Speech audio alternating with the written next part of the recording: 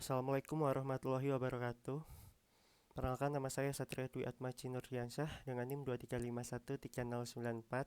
Akan menjawab pertanyaan kenapa sebagai calon insinyur teknik lingkungan harus belajar rekayasa tanah.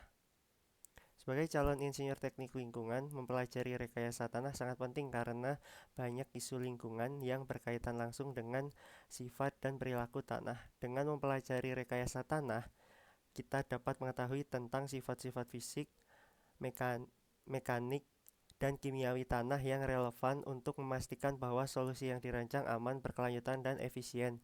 Berikut ini adalah contoh pengaplikasian ilmu ini di bidang teknik lingkungan.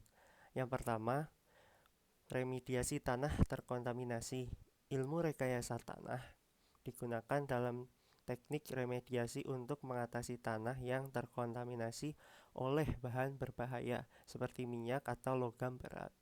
Contoh aplikasi ini termasuk proses soil washing yang memisahkan polutan dari partikel tanah atau teknik bioremediasi yang menggunakan mikroorganisme untuk menguraikan polutan di dalam tanah.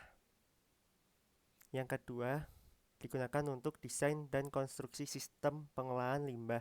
Rekayasa tanah membantu dalam perencanaan dan konstruksi sistem pengolahan limbah, seperti landfill atau tempat pembuangan akhir. Insinyur perlu memastikan bahwa tanah memiliki daya dukung yang cukup dan mampu menahan infiltrasi zat berbahaya ke dalam air tanah. Jenis tanah yang berbeda akan mempengaruhi potensi pencemaran dan rembesan. Selanjutnya, stabilisasi tanah untuk infrastruktur hijau.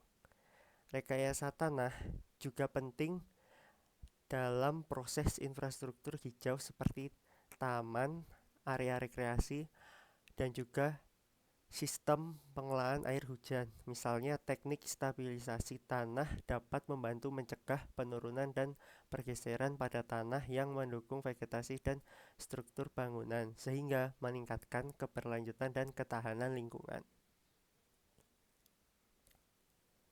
Yang keempat, ada pengendalian erosi dan reklamasi lahan. Penggunaan rekayasa tanah dalam pengendalian erosi sangat penting, terutama di daerah yang rentan terhadap erosi tanah. Contohnya, teknik seperti penanaman vegetasi atau pembangunan terasering dapat diterapkan untuk mengurangi aliran air yang dapat menyebabkan erosi tanah. Selain itu, pemilihan jenis tanah dan penataan yang tepat dapat mendorong penyerapan air lebih baik dan mengurangi konflik dengan lingkungan. Yang terakhir, manajemen air tanah. Rekayasa tanah juga membantu dalam pengelolaan sumber daya air, khususnya dalam memahami bagaimana tanah dapat mempengaruhi pergerakan dan penyimpanan air. Misalnya, dalam merancang sistem drainase, insinyur perlu menganalisis sifat permeabilitas tanah agar sistem bekerja secara efektif untuk mencegah banjir dan mempertahankan kualitas air. Sekian yang dapat saya sampaikan, kurang lebihnya mohon maaf. Wassalamualaikum warahmatullahi wabarakatuh.